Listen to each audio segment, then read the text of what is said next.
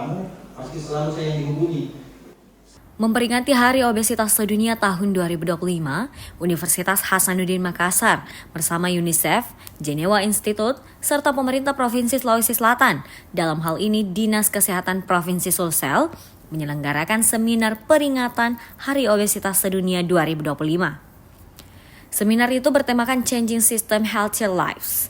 Seminar ini dilaksanakan di Auditorium Profesor Andi Amiruddin, Fakultas Kedokteran Kampus Unhas Tamalan Real, dan dihadiri oleh Direktur Genewa Institute, Surahman Shah Said MPH, Kepala Dinas Kesehatan Provinsi Sulawesi Selatan, Dr.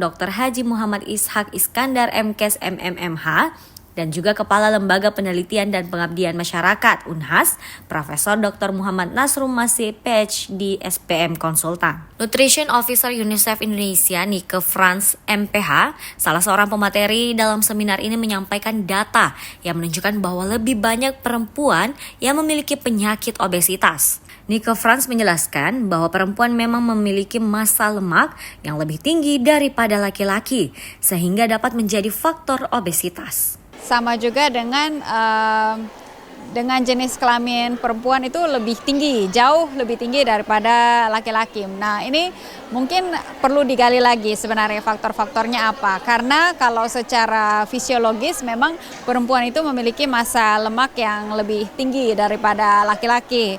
Nah, itu banyak alasannya. Salah satunya adalah karena memang perempuan itu disiapkan untuk nanti memelihara seorang anak janin ya yang nanti lahir begitu. Tetapi di satu sisi juga mungkin perlu dicari tahu. Contohnya ada banyak faktor seperti apakah perempuan itu lebih aktif daripada laki-laki, karena memang banyak cabang olahraga yang memang lebih banyak digeluti oleh laki-laki misalnya, dan apakah juga selama ini lingkungan sekitar itu juga mendukung seorang wanita untuk beraktivitas fisik begitu ya.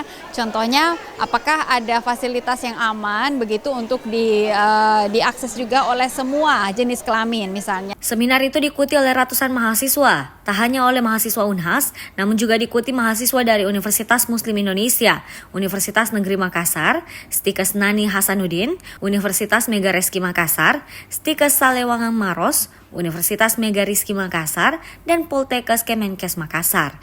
Zara Sabita Sucheng, Rahma Humairo, Unhas TV.